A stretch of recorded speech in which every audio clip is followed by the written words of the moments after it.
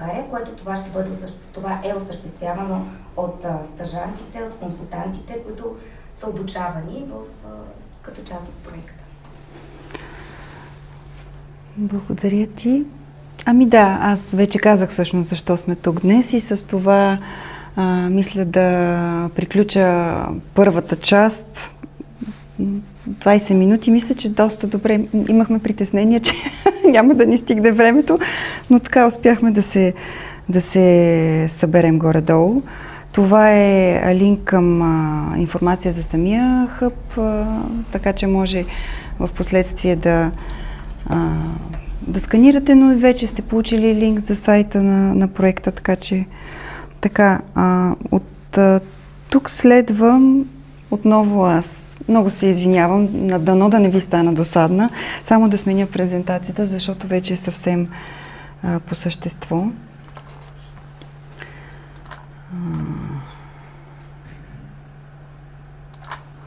Така.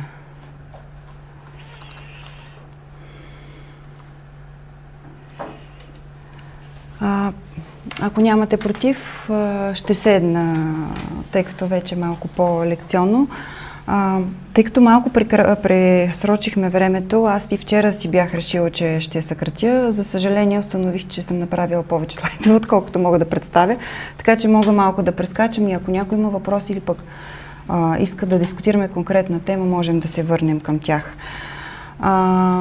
От какво всъщност първото нещо, с което искам да почна, е от какво се определя новата карта на труда в Европа. Тук имаме няколко мега тенденции, които всъщност задават общата картина, в която обща картина някъде влиза и това мобилно гражданство, за което говорим.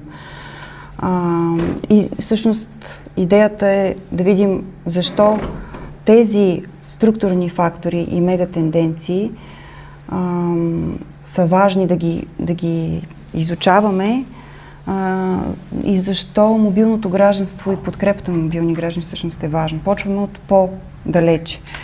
Основната, както виждате тук от фигурата, основната карта на труда от една страна е продиктувана от демографски фактори, остаряване на населението, от амбициите на Европейския съюз по отношение на зеления преход, в който поради ориентация на тези политики, финансиране на тези политики започват все повече и повече на равнище Европа да се търсят кадри за изграждане на инфраструктура и на нови технологии, от трудовата мобилност и миграцията, за които след малко ще говорим.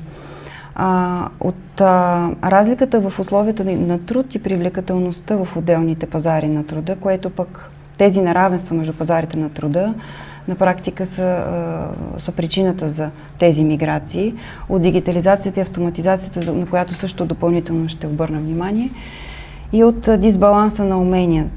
Имаме някои изследвания, които показват, че изследвания на EURES, т.е. те са паневропейски, не само в Европейския съюз, плюс няколко страни, които са в свободната зона. Според тяхно изследване, 77% от европейските компании показват, че имат затруднения да намерят служители с подходящи умения. Тоест, тук говорим за един пазар, в който още от сега тръгваме с трудностите. Тези много фактори наведнъж, за които преди малко казах, те всъщност определят една доста висока сложност на това, което се случва на пазара на труда. Много накратко влизам в темата с остаряване на населението, тъй като това е другата моя изследователска любов и нямаше как да я прескоча тук.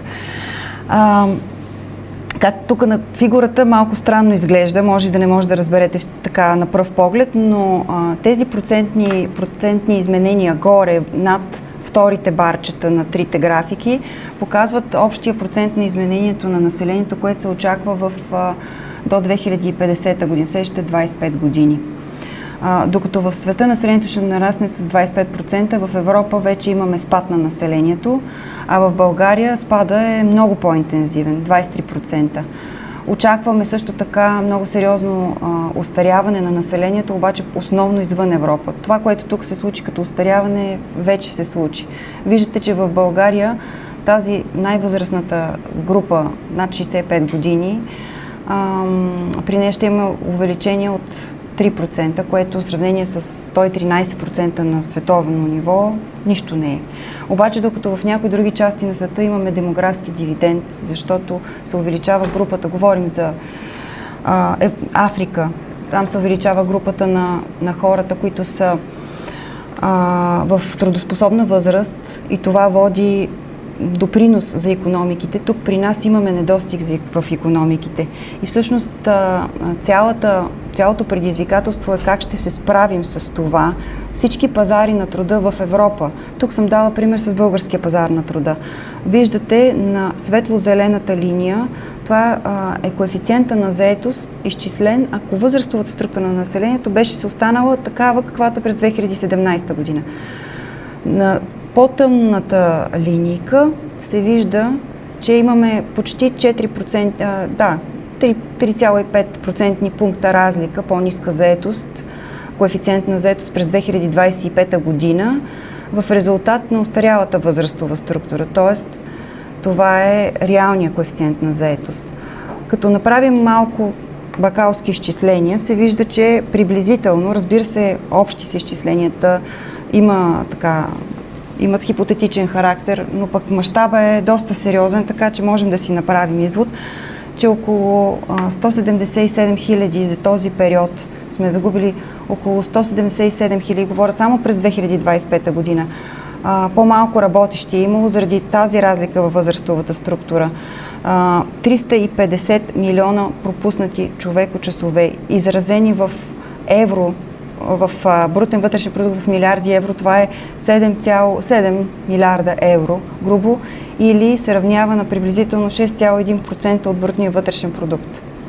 Можем да си представим за какво предизвикателство в рамките на това, което ние произвеждаме, става въпрос.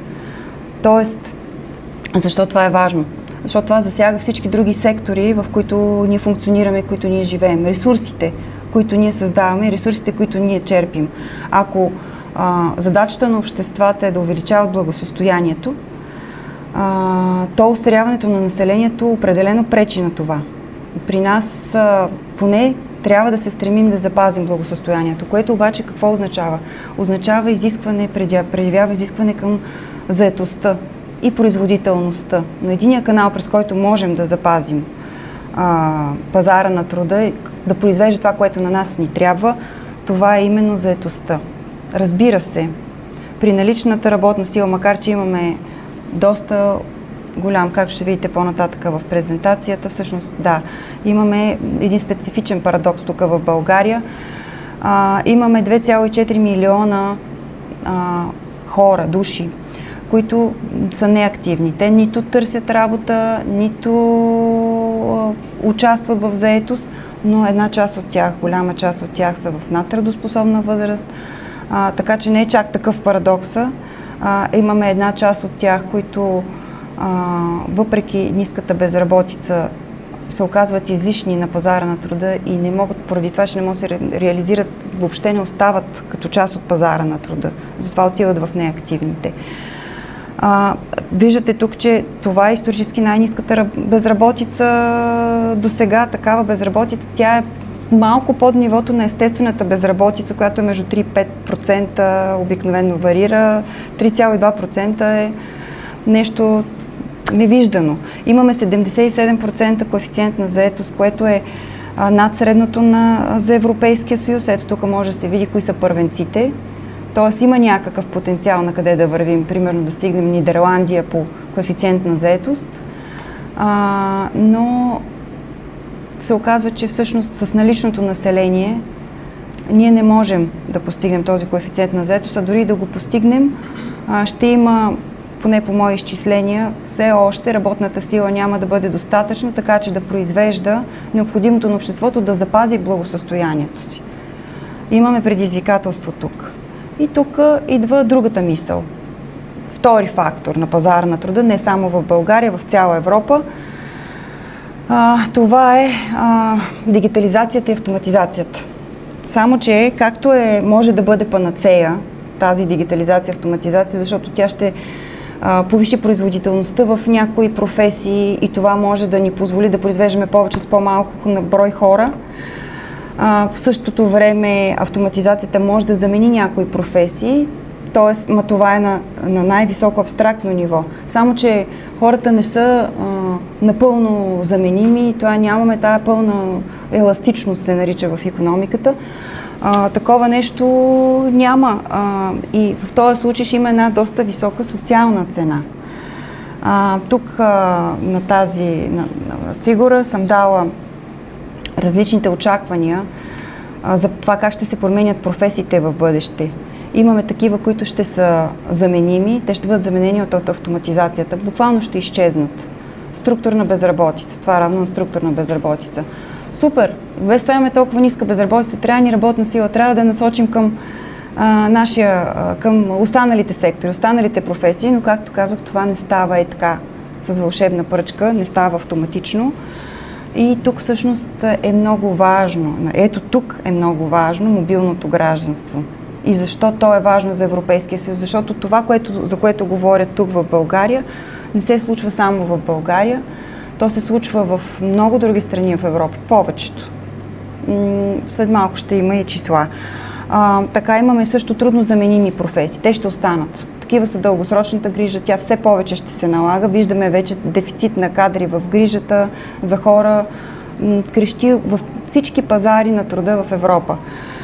Имаме други по-сложни такива, които изискват финна моторика, професии като фризьорство и така нататък. Те ще се запазят, няма да бъдат заменени, обаче пък там предизвикателството е, че дохода няма да им се повиши, тъй като в сравнение с другите професии, които ще останат и които ще повишат производителността благодарение на дигитализацията, тук нямаме в помощ дигитализацията и всъщност очаква се едно сериозно разтваряне на ножицата на пазарите на труда между работещи бедни, ето такива, които са с трудно заменими, но също така и няма да спечелят тези професии от автоматизацията, от дигитализацията, и тези, които са печелившите. Тук са дадени примери, такива, които могат да се възползват и да повишат производителността си и съответно доходите си. Тук трябва да се мисли как да се омекоти това. Като се замисля, мобилното гражданство и тук може да бъде от полза, дотолкова доколкото мобилността, териториалната, може да компенсира някакви неравенства, каквито и да е. Но за някои пазари ще е полезно, които предлагат по-високи доходи, а за нас може да се окаже още по-голямо предизвикателство. В този смисъл, тук съм дала пример за структурното несъответствие, което не е само в България, то е в цяла Европа. Според някои доклади, около 35% от общата работна сила в Европейския съюз, това са почти 70 милиона души, работят в сектори с тежък структурен недостиг или с тежък структурен излишък. И когато имаме такива професии, пак алтернативата е мобилното гражданство. Общо взето дефицити са основни. Критични дефицити не само в България. Тук в зелено са дадени всъщност тези, които са на пазари на труда в цяла Европа. Това са топ хотелиерството, въпреки че тук е като готвачи и сервитьори, но изобщо хотелиерството, здравеопазването плюс грижите, строителството и транспорта. Това са сектори, които изпитват остър дефицит на кадри и които не могат да си ги набавят дори през мобилното гражданство. Или пък едни държави теглят мобилни граждани от други държави, както при нас изтичат лекари, например, изтичат медицински сестри, там кадровия състав остарява и така нататък имаме. И отделно имаме някакви излишъци в Европейския съюз, но тези, които са секретари и чиновници, едва ли лесно могат да... Те може би могат да влязат в строителството, но едва ли ще се съгласят лесно да влязат в строителството, за да попълнят там дефицита.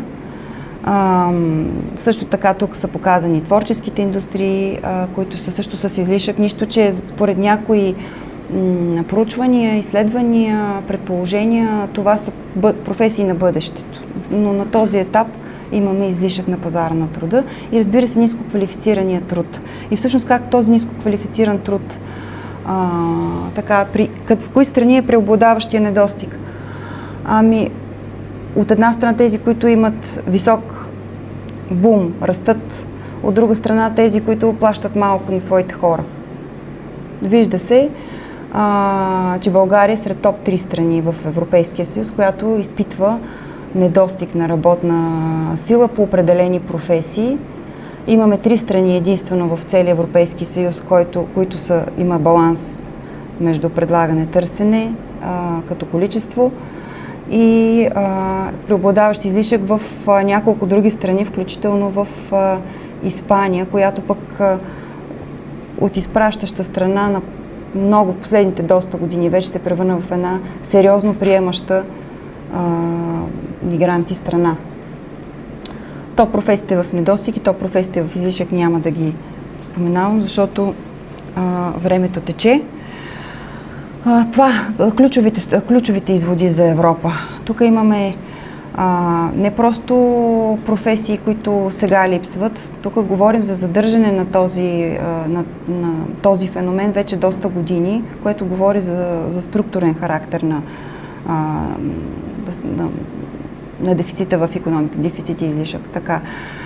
Отделно имаме, казахме вече кои са секторите с концентрация и отделно имаме здравеопазване и транспорт като най-остри дефицити, включително посочвани за България в докладите. Така. И какво показват също част от изследванията, включително и това, което идва от ЕОРС мрежата, търсещи и предлагащи работа мобилни граждани. 98% от професиите в недостиг в една държава, в друга държава съществува излишък на работна сила. Така че имаме един огромен нереализиран потенциал за вътрешнообщностна трудова мобилност и това не трябва да се подценява, с изключение на тези 4 сектора, за които вече казах. В останалите сектори може да се търси вариант, в който ние да повишим нашия общ продукт, говоря на Европейския съюз.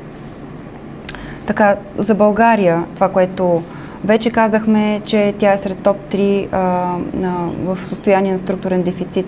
Също така докладите показват, че няма много сериозна разлика. Не зависи от това дали си с висше или не си с висше образование, когато говорим за професии с излишък, професии с недостиг.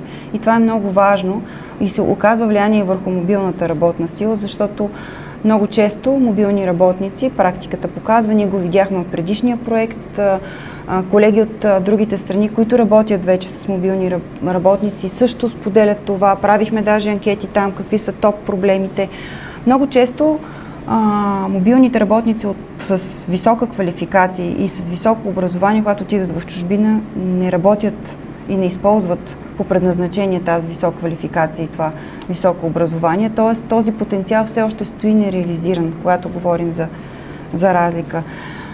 Но също така и когато те попаднат в това, което също показах нашия опит до тук, е, че много често точно в тези сектори, в които не се изисква високо квалифицирана работна сила, точно там са практиките на злоупотреба, на нарушаване на трудовите права и всъщност това е причината мобилните работници, въпреки че формално имат повече същите права като резидентите в много отношения и по отношение на труда, в същото време да говорим за това, че те са в по-висока уязвимост, отколкото резидентите, отколкото местното население. Така, сега най-често засяганите, България е сред 8-те страни в Европа с едновременен недостиг и излишък в едни и същи професии. Как така? Регионални различия. В район Хикс имаме излишък на тези предлагане на работна сила там, която няма какво да прави. В район Y търсим точно такива, пък нямаме кадри. Общо взето това е обяснението. Най-често засегнатите професии, конкретно тук в България, услуги. Разбираем, като се има предвид, че са около 67% изобщо от производството в България. продажби и квалифицирано занаятчийство, ревитьори, готвачи, чистачи и така нататък. Тоест това са тези професиите с временен характер обикновенно. Което всъщност говори за така. Това са сектори всъщност, в които имигрантите, да бъдем честни, и те попадат точно най-често в тези сектори, тук в България. Така. Другото, което така, като обобщение може да се направи за Европейския съюз е, че имаме, разбира се, за и против тази мобилност. От една страна, някои казват, има тройна печалба и за хората, които пътуват, и за изпращащите страни, защото получават ремитансис, плащания от роднините от чужбина, и за приемащите страни, защото тези хора инвестират труда си в техните икономики. Други казват, не, тук се възражда модела на гастарбайтерите. Тук имаме едни временни трудови единици, които на практика нямат права. Въпреки че, ако си спомняте полемиките, например, в Германия през 2020-2024, преди това имаше още променят там закони именно в този контекст, за да дадат възможност за гражданство на гастарбайтерите си, на техните деца и на техните внуци. Но тук има един такъв кръг, т.е. това е първо условие за уязвимост. Второ, тези структурни дефицити, се оказва, че все пак има 4 топ сектора, в които навсякъде тези структурни дефицити. Не можем да разчитаме на мобилни граждани, можем да разчитаме на мигранти от други страни. И ние трябва, всички страни в Европейския съюз, включително в България, мисля, че тук от специалистите, които са се събрали, едва ли има нужда да бъдат убеждавани, че от ползата в това да съдействаме за интеграцията на хората, които идват от чужбина, защото те могат да бъдат много полезни за нашата икономика. Така че аз тук, както виждате в рамките на тази презентация, съвсем практично разсъждавам, икономически, ползи, загуби, ако щете, да бъдем дори под знаменателя трябва да бъдем практични, прагматични и да бъдем полезни за нас, ние трябва да помагаме на хората, които идват тук. И последният спор, който също тук се появява на европейско ниво,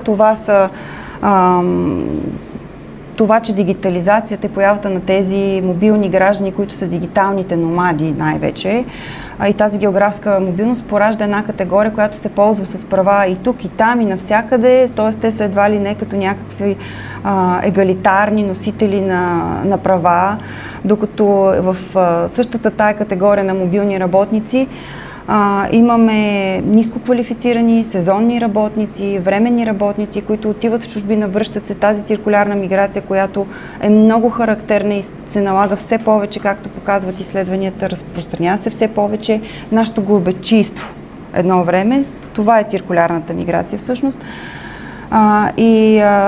При тях имаме една фрагментарна заетост, с прекъсвания, с уязвимост, с много често без необходимите условия на труд, много често без трудови договори. Тук после в дискусията ще стане въпрос, ситуацията се усложнява, когато става въпрос за мобилни граждани. Давам пример за един казус, който преди години се появи, всъщност е много емблематичен. Българка работи в Германия за немска фирма, но не получава си заплата, но не си получава осигуровките. И сигнализира на нашата инспекция по труда тук. Тя пък сигнализира на немската. Оказва се, че този немски работодател е изпълнител на някаква испанска фирма. Пак в този тук кръг страни, в който сме. Но този работодател от испанската фирма не плащал на подизпълнителя, който е в Германия, съответно той решава, че няма да плати на нашата гражданка. Обаче намесват се, свързват се трите инспекции по труда в трите страни и успяват да решат въпроса. И накрая тя успява да получи своите дължимите осигуровки. Тоест, тук това, което исках да дам с този пример е, че всъщност, освен уязвимостта, имаме една комплексност, когато говорим за мобилни граждани, защото там се изисква много координация. И даже на много отношения все още имаме координационни въпроси, които трябва да се решат. Сега, за българската специфика. Имаме тук един цикъл на принудителната циркулярна миграция, отиване, връщане. Аз самата съм правила доста терени, особено с уязвими общности, които това е начина, по който те преживяват. Пътуват понякога в големи групи или един отива, хваща другите, завежда ги, обаче къде ги завежда? Примера с Италия от мой терен. Завежда ги, казва, дайте си тук паспортите, дава ги, държи ги при него. Казва на италианския работодател, ти сега ще ми даваш тук на всеки по 10 евро, примерно, допълнително, а пък на тях им дава по-малка заплата, няма да им плащаш осигуровки. Те не знаят как да си потърсят дори правата, работят на полето при нечовешки условия на труд, спът в едни палатки, които не са за разказване, аз гледах снимки. И това е всъщност пример за много сериозна уязвимост. Тази уязвимост идва от незапознатост, от незнание, от това, че човека не знае правата си, не знае как да се справи. И точно в тези случаи трябва да има подкрепа. И тази подкрепа не трябва да бъде там, като пристигне. Той трябва да бъде подкрепен още преди да замине, да бъде, ако трябва, обучен, да бъде запознат с правата му. И всъщност смисъла на едни такива хъбове, които ние правим, всъщност е точно и това, на заминаващите и на пристигащите, а не само след после да се дават така. Тук съм дала обобщение на всичко, което казах и тъй като нямаме време, няма да се спирам. Можем да видим на тази карта, не много добре се е получила мащаба на имиграцията конкретно в Европейския съюз. Виждаме, че през 2024 година 4,2 милиона души са имигранти в Европейския съюз, 1,5 милиона са от друга страна на Европейския съюз, 1,6 милиона са емигрирали извън, т.е. не имигранти, вече емигранти в Европа. Кои са първенците по нетна миграция? Тук съм дала два периода, 2014-2024, за да се види, че има разлика в промяна в моделите. Ако примерно виждате тук Испания на първата графика е била по-скоро с отрицателна нетна миграция, т.е. отдаваща емигранти 2014 година, то през 2024 година тя е на първо място в Европа всъщност по приемане на имигранти, като тук говорим за всякакъв тип имигранти, включително и такива, които са не само от Европейския съюз, извън, нали, всякакви. Така. На миграция в Европа, а не в ЕС. Да, тук съм сложила и някои от страните, които са... Да, които са кандидатствали. Да, точно така. 2014 най-вероятно имате Великобритания, защото тогава тя е част. Великобритания, тъй като от известно време не дава данни за Евростат, съм изключила. Да, от 2020. Да. Така. Сега, тук нетната миграция в България също може да видите, че според официалните данни, това е текуща статистика, имаме отрицателна нетна миграция до 2019, след което започва да е положително. Сега,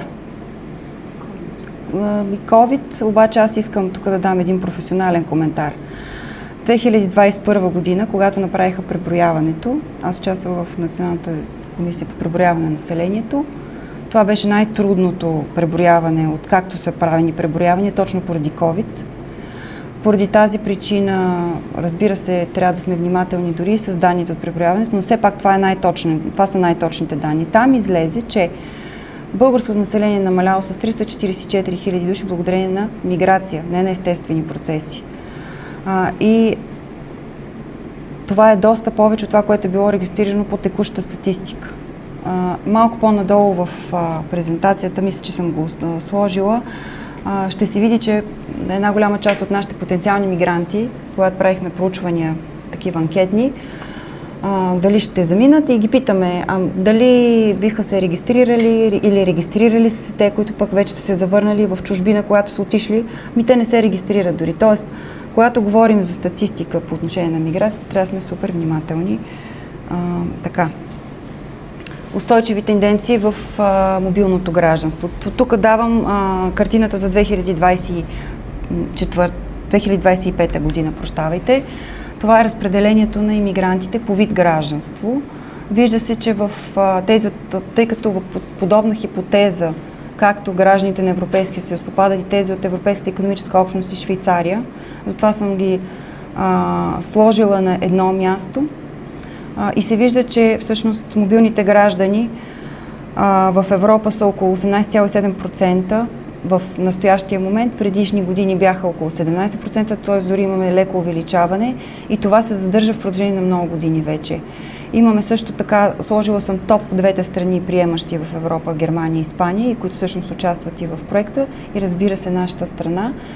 За съжаление нямахме данни за Украйна. Там, откакто започна войната, няма данни не могат да се намерят така сравними данни за миграцията, но пък имаме данните за украински граждани, които са дошли на наша територия и също се вижда, че тяхното разпределение не е равномерно в Европа, но също никак не е малко. Говорим за 500 000 украински граждани, които са станали имигранти, т.е. стояли са повече от една година в страни от Европа.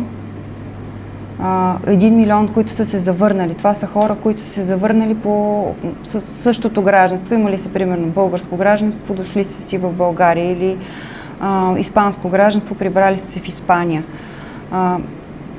И това всичкото, и 1,1 милиона мобилни граждани от други страни на Европейския съюз. Това са почти половината, 45% приблизително, от гражданите, от имигрантите в рамките на Европейския съюз. Тоест, мащаба никак не е за подценяване, когато говорим за мобилни граждани и когато трябва да адресираме и уязвимостта при тях. Извинявам се, може би не се е получил много добре тази фигура, но това пак са данни от различни наши анкетни проучвания, в които сме задавали въпроси на респонденти. Това са така наречените потенциални мигранти.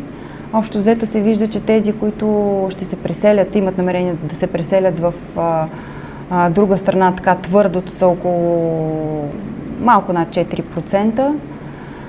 Тези, които имат, те са потенциала в потенциалните мигранти, около 7%, т.е.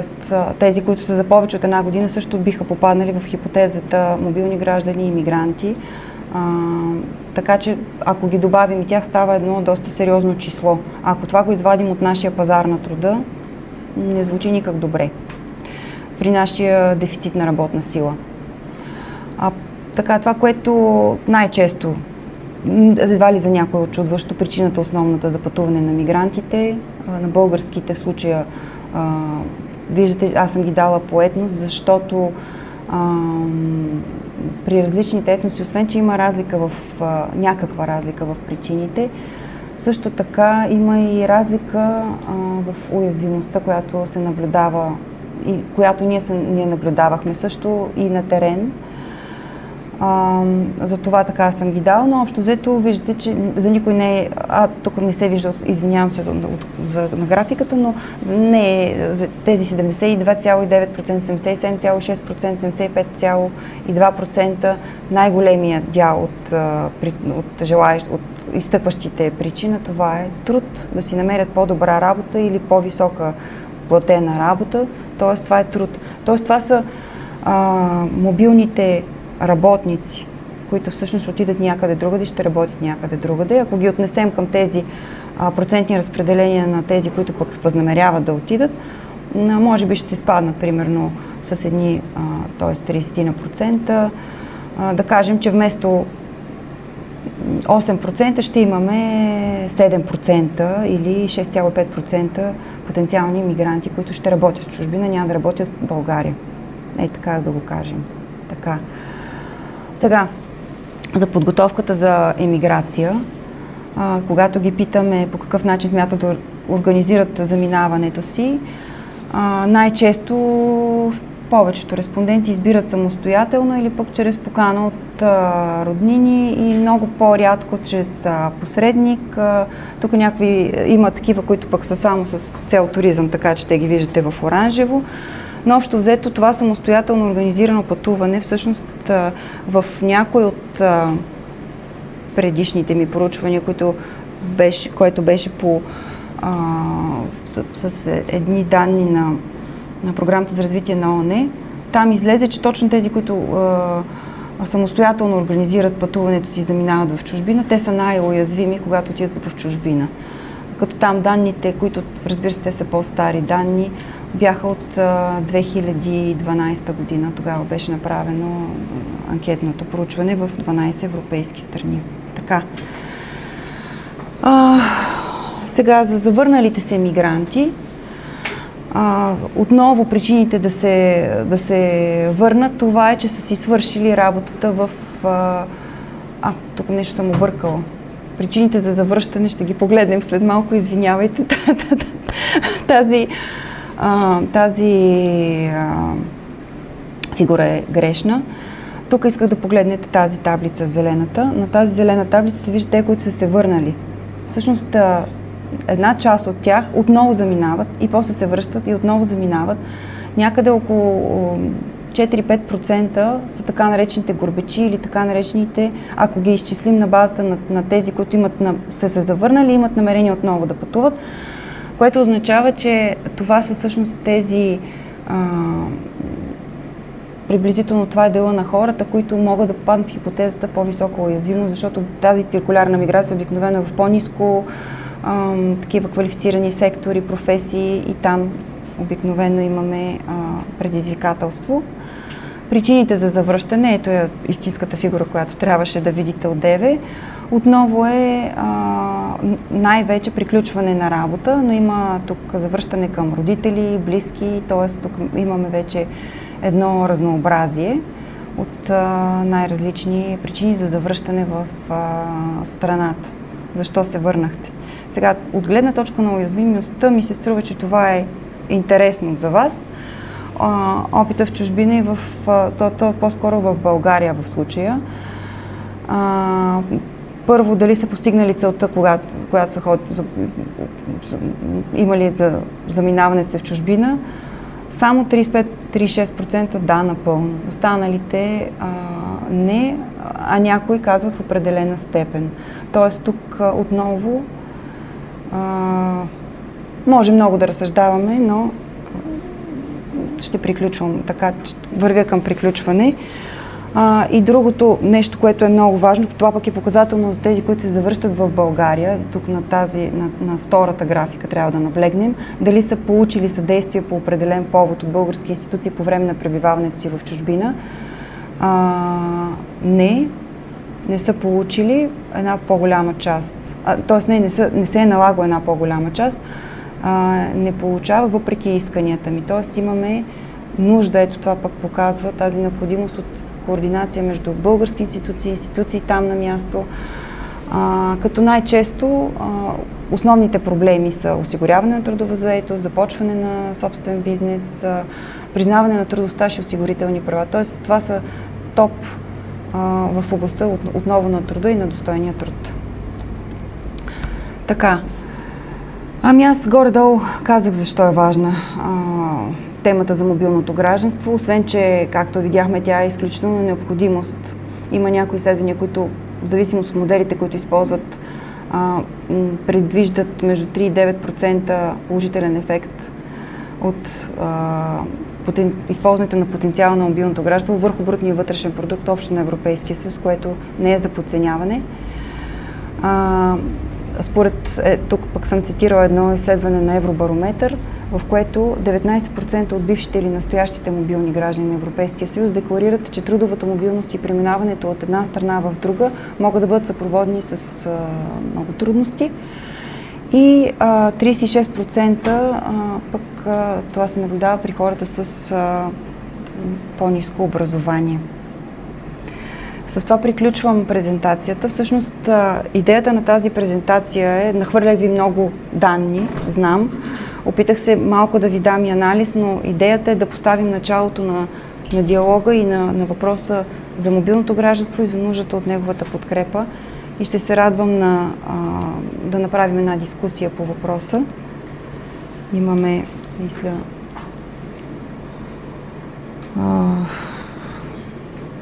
доста сме така, имаме малко време за дискусия, за което се извинявам искрено.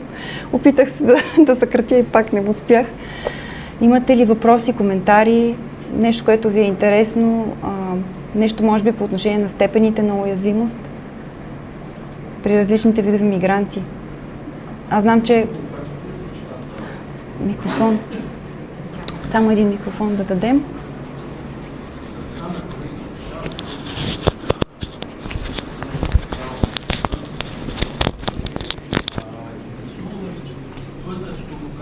Изглеждат нещата по отношение... Заповядайте, това е Пак ли да микрофон? започна да... Да, благодаря ви. Защото предават... Казвам се Александър Малински, Столична община, директор съм на резидентна социална услуга. Интересуваме възрастово как изглеждат нещата по отношение на младите хора. Колко са активни в търсенето на работа, колко са активни в тези процеси мобилни към други страни и въобще това как се отразява на пазара на труда в България. Благодаря. Имаме ли втори микрофон вече? Добре. Общо взето, данните показват, аз го имах и като статистика, но с оглед така съкращаването на времето за представяне не съм го сложил, но да, има такива данни. Общо взето, в момента имаме на европейско равнище мобилно гражданство, което е повече сред младите възрасти, които отиват на пазара на труда. Имаме тези, които са завръщащи се по принцип в по-високите възрасти. Но тук в България всъщност за последните 2 години се наблюдава едни положителни числа. Положителни имам предвид от гледна точка на анализа, защото имаме хора в трудоспособна възраст, които също са в превес, които се завръщат повече отколкото те, които са заминали, но това е може би благодарение на това, че имаме и имиграция от Украйна, и имиграция от Турция. Това са имигрантски вълни, да ги наречем общо имигрантски. Те, разбира се, имат различен характер, но те определят облика на имиграционната вълна от последните 2 години от страни извън Европейския съюз. И там имаме по-млади хора. Поради тая причина в общия баланс на миграцията, като погледнем, всъщност имаме приръст в групите в трудоспособна възраст. Но както казах, не всички, тук видяхме отново, не всички се регистрират. Тук трябва да бъдем много внимателни с статистиката, да не бързаме да правим изводи за това дали имаме тенденция за положително миграционно салдо. Това е едното, и дали пък, защото от гледна точка на това, което питате, това е много позитивно. Ако се огледаме, ние вече виждаме все повече и повече чужденци на пазара на труда, на нашия пазар на труда, и това е чудесно, защото ние имаме нужда от тях. Някой друг с коментар, въпрос? Може би ви изморих с дългата лекция. Да, Илина. Стаси, добре. Здравейте, аз няма да съм с гръб. Илина Начева, социален психолог съм. Тук съм като представител на един друг проект, който обаче е свързан тематично. WeID се казва нашия изследователски проект. Фокуса му е миграция.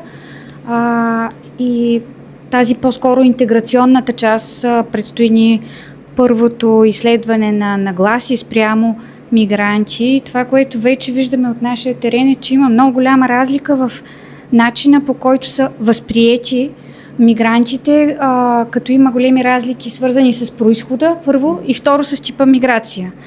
Тук видяхме една много интересна картина голяма, но миграцията наистина е и мобилните граждани наистина е огромна шапка. Има голямо значение дали говорим за хората, които са представители на така наречената принудителна миграция.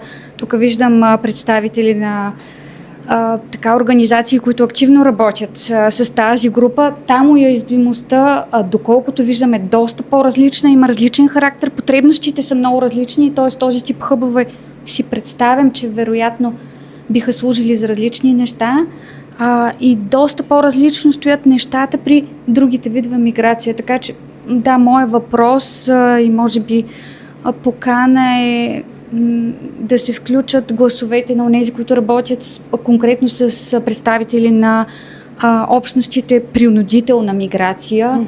Говорим за бежанци, хора търсещи закрила. Има един голям спектър от причини, които могат да бъдат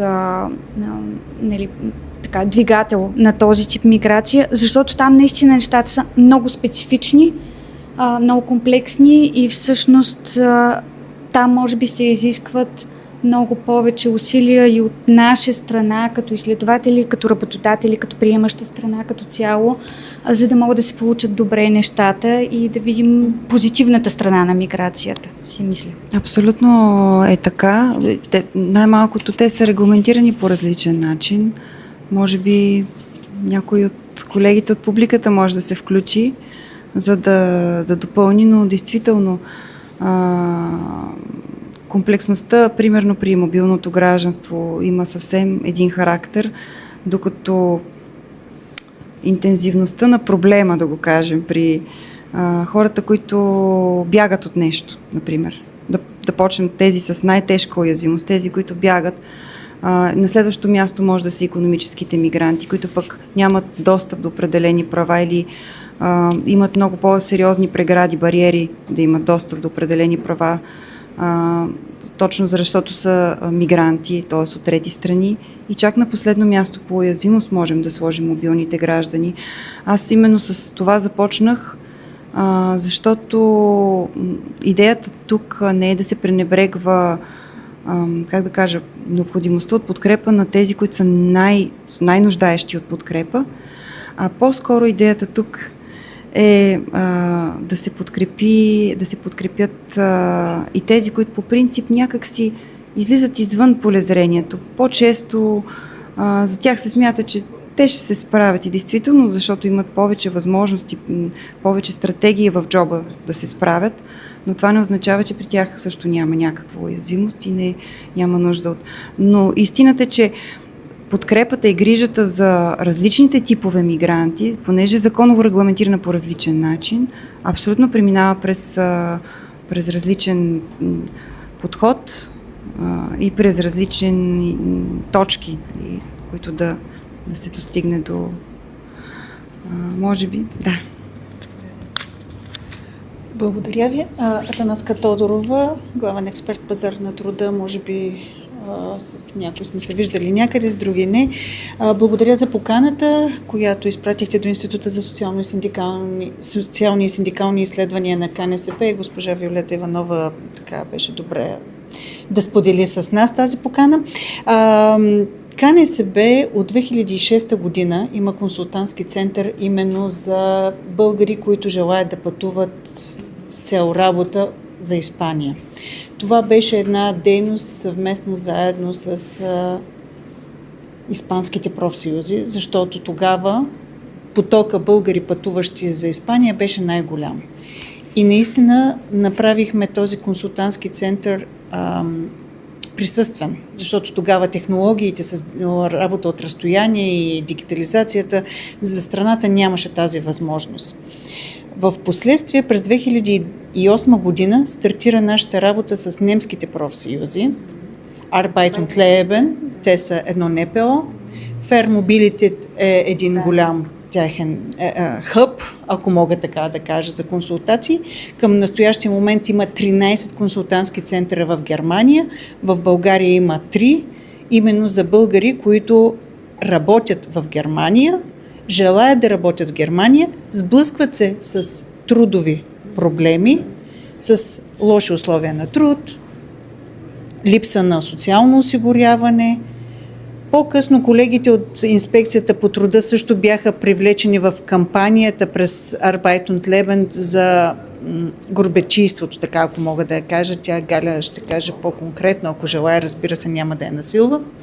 Но става въпрос, че идеята за достойния труд на българите, които са мобилни работници в Европейския съюз, е чудесна и е чудесно, когато работим заедно, защото тогава можем да обхванем най-голям кръг от българи, попаднали в лоши и недостойни условия на труд, незащитена работа или дори експлоатация. Защото имаме случаи в тази велика Германия, българи, които са били експлоатирани, дори и сексуално насилвани, когато са работили като домашни помощници за дадени немски граждани. И в момента сме в едни съдебни дела в Германия по конкретен казус. Това, което всъщност мен много ме впечатли във вашият нов проект, защото за предишния проект знаех от Христо и бях включвана в няколко онлайн събития. Това, което ме впечатли в този транснационален мигрантски консултантски център или хъб за достоен труд, е всъщност идеята ви да предоставяте консултации на територията на България по трудови права или достойна работа. На какъв екип от експерти сте заложили, защото вие сте невероятен изследовател в областта на демографията, пазара на труда и вашите научни разработки и анализи са цитирани и от студенти, и от други работещи в областта, но специално за този екип от консултанти за мен е полезно да знам кого сте привлекли, как ще ги давате тези консултации. Може би това е тема към по-късен етап, защото видях посещение на хъб, че има заложено.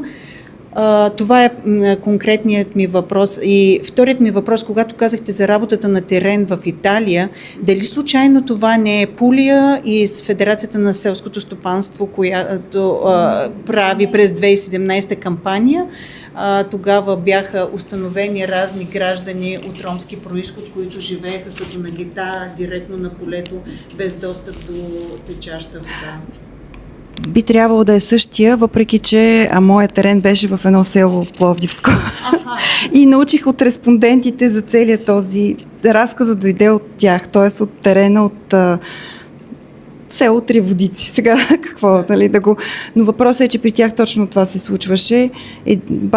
Бай Иван отива в Италия, следващата година се връща и лятото зима отиват много наведнъж.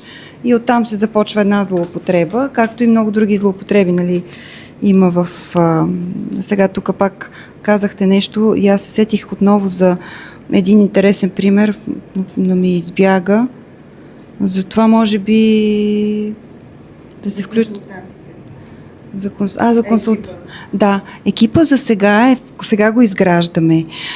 За сега екипа всъщност ще бъде основно от ментора и от нашия стажант. След това ще имаме още стажанти и постепенно така ще натрупаме малко, как да кажа, маса.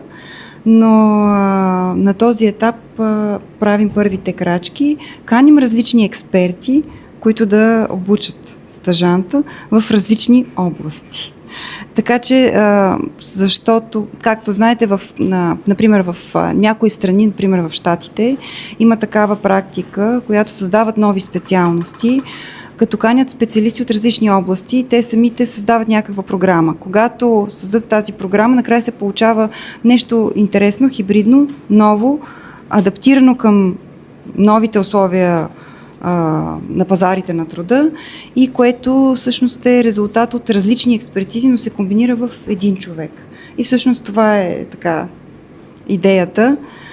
Така че на този етап все още консултации не са направени, тъй като се обучаваме още, но се надяваме, че и ще стигнем и до този момент. Госпожа Кабаджова, дали иска да се включи? Защото смятам, че вие имате опит с казуси в... Здравейте, от Главна инспекция по труда, Галя Кабаджова се казвам. Не знам, аз също много внимателно гледах тук изследването.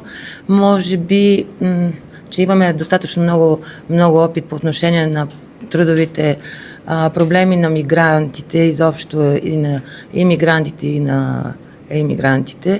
В случая, може би това, което на мен ми направи впечатление от вашата презентация, някакси в случая, дали в действителност предполагам, че е направено в изследването, все пак да се диференцира въпроса, че когато става дума за мобилните работници, които са, нали, хората, дали в проекта наистина се прави някаква разграничение, да, навсякъде винаги се нарича миграция, но като цяло миграцията, поне аз как го възприемам и считам, че е общоприето, да бъде с по-дълготраен характер и с цел установяване. Нали, това е смисъл.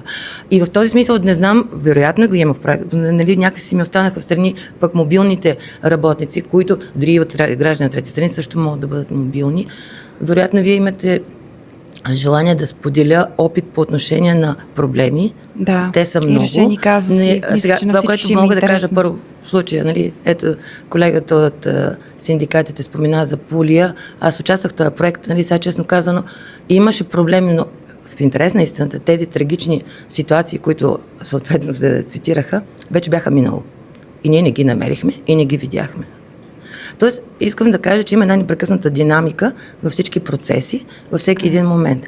Това, което също се видя от презентациите, беше, че реално има много бързо се променят нещата. Аз даже опитах се да си отбележа някакви неща и вече забравих това, което исках да споделя, защото бяха различни неща, които бяха обхванати в един голям аспект. По отношение на проблемите на мигрантите, вие споменахте, че има, може би, различно законодателство по отношение на грижите, което аз малко не можах да си го обясня. Нали, в смисъл, грижите са си грижи, нали, ако говорим, и аз говоря само за трудовите права. Значи грижите са грижи и когато става дума за трудови права, те са абсолютно идентични, независимо при какви обстоятелства и кой откъде идва и кой къде отива. Другото, което споменахте, беше в посока за това, че хората по-малко използват посреднически фирми. Да, така е, факт е, защото хората масово прецениха, че всичко, нали, ако трябва да бъдем честни, че всичко, което се движи във Фейсбук е вярно. Не става дума за хора, които са през приятели, тъй като, за съжаление, имаме опита, обратната връзка с всички хора, които непрекъснато звънят на нашите телефони, особено когато са закъсали в чужбина. И знаем много добре с каква е ситуацията. Нали, когато говорим примерно за мобилните работници от България, които са изпаднали в по-уязвимо положение, те са непрекъснато, кой къде е закъсал, кой е оставил камиона и се намира в гората и трябва някой да му плати да се върне и така нататък и така нататък. И когато започнем да задаваме въпросите относно трудовите договори, нали, се оказва, че отговора то така се прави, вие знаете как е, ние казваме, ние не знаем как е, ние знаем как е нормативно изискуемо, това, което вие си казвате, или ами ние го намерихме във Фейсбук, не, хубаво намери го във Фейсбук, или ние си правиме съответно масово се сключват договори в момента онлайн, просто пращат се фърчат едни документи с едни подписчета и никой изобщо не вижда нито къде отива, нито кой му е управителя, нито кой му е работодателя. Тоест проблемите са много комплексни, аз затова не искам да влизам ако има конкретни питания, но като цяло по отношение на тези хора пък от гражданите от трети страни, защото споменахте, че нали, трябва изцяло подкрепа. Ами да, много трябва подкрепа, но трябва и много внимателен контрол. Аз имам предвид, ние гледаме нещата от двете страни и се опитваме да бъдем обективни. Работодателите в момента нали, масово използват една огромна категория от консултанти, които внасят работната ръка, нали, малко като на килограм месо, което е доста грозно, изнудват работодателите за огромни пари, по никакъв начин не защитават интересите на работодателите, включително не уведомяват, а и самите работници, които идват тук, не са информирани за задълженията си и за правата си. В смисъл, остава дума, когато говорим за нормалната легална миграция, в която хората идват и получават достъп до пазара на труда и пребиваване. Нали, хората не са наясно. При нас непрекъснато идват хора от Узбекистан, висят долу в фоето, защото са дошли. 3 дена не им е харесало при работодателя и решават, че трябва да се тръгнат. или решават, че трябва да сменят работодателя и съобщават, че това не ги устройва, да не говорим, нали, че други, т.е. винаги трябва да имаме по-обективен поглед. Абсолютно да не говорим съм съгласна. за иммигрантите от Европейския съюз, които са друга категория, които са винаги малтретирани психически, все по-често, в големи компании, наши национални, и просто са толкова малтретирани, защото са ги накарали след 1 година и половина, работейки вкъщи, да отидат и да работят в офис. Тоест, опитах се просто да ви обърна внимание за това колко винаги едната страна не е само еднотипен извода. Напълно съм съгласна. Ние днес бяхме поканили работодатели, за съжаление. Всички бяха заети, но ние ще продължим да ги каним, защото смятаме, че когато говорим пък точно за... трябва да има всички гледни точки в един разговор и те са преки участници в този процес. Да. Добре, аз мисля, че горе-долу влизаме в времето. Имате ли някакви коментари или предполагам, че следващата презентация след нея ще избухнете в коментари, тя е много интересна. Така че предлагам да направим малка почивка и след 15 минути ви чакам обратно в залата.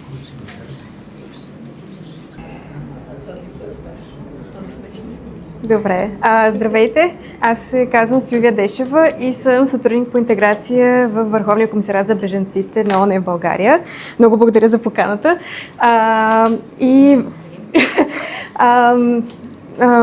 Много благодаря за интересната презентация тази преди малко.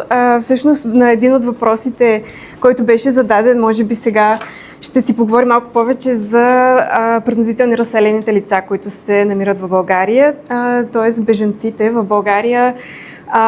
Има бежанци от Украйна, от Сирия, от Афганистан, като те имат различен статут.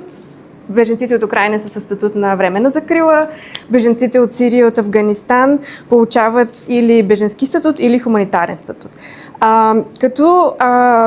Може би разликата, свързана с мобилността преди малко, е, че тези хора вече се намират на територията на страната. Тоест, те вече са в България, даден им е статут и имат право да работят и да пребивават в страната без никакви допълнителни разрешителни.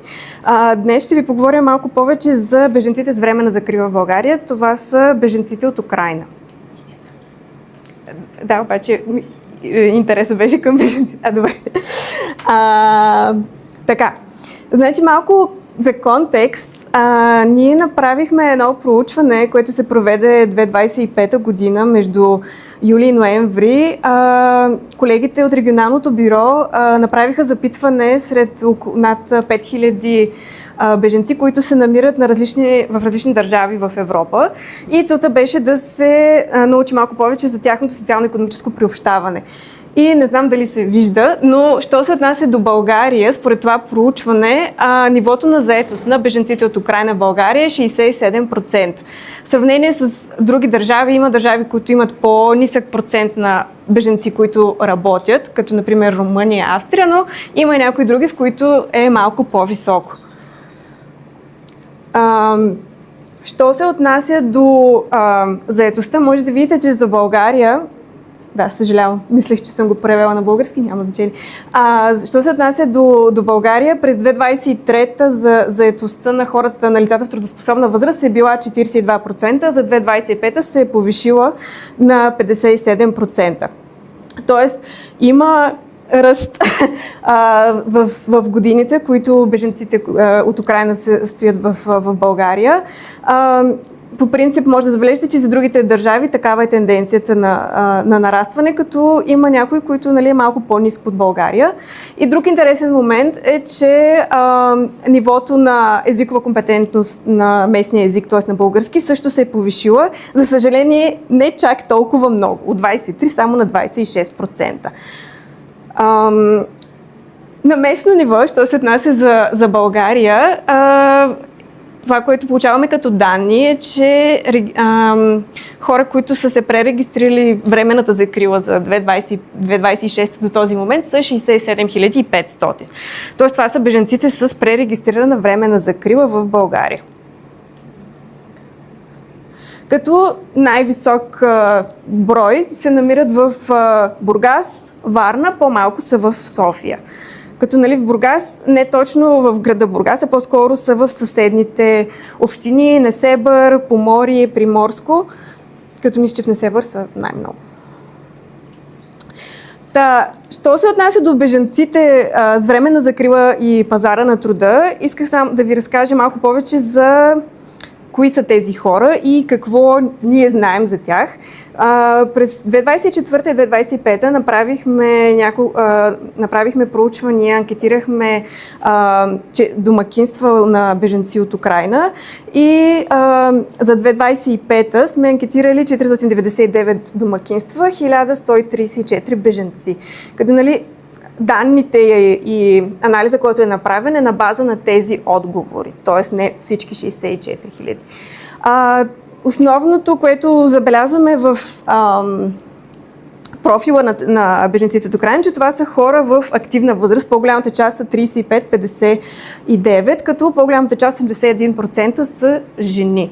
Тоест това са хора, които могат да започнат работа в България и биха представлявали интерес за работодателите. Едно от нещата, които ние се опитваме, което на нас ни направи впечатление, че работодателите някакси не се... Как да кажа, бежанците не са им фокус, когато стане въпрос за наемане на работници. Тоест бежанците като такава група някак си остават малко по-встрани. И затова на нас ни се искаше да даде малко повече информация за това какви са тези хора, кои са и че всъщност те са нереализирания потенциал за наемането на бежанци всъщност е там. Това, което ние разбрахме от нашето проучване, че 72% са в трудоспособна възраст и 58% от тях работят. Като хората, 90% от анкетираните имат източник на доходи, 62% от тях са казали, че този източник е от заетост. Тоест, по-голямата част от хората работят, заети са и получават, т.е. източника им на доход е заетост. И 63% са заети в България.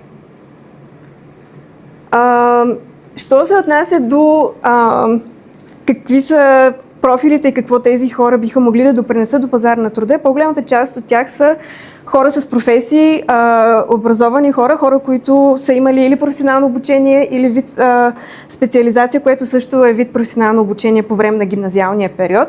Тоест, голяма част от тях идват с умения, с знания, които те могат да приложат на пазара на труда.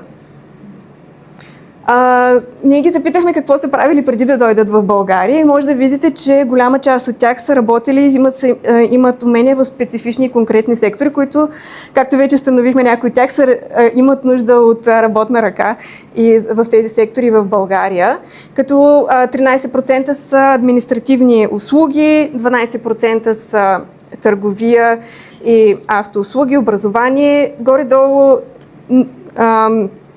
няма някакъв огромна част от тях, които преобладават само в един сектор, има доста голямо разнообразие.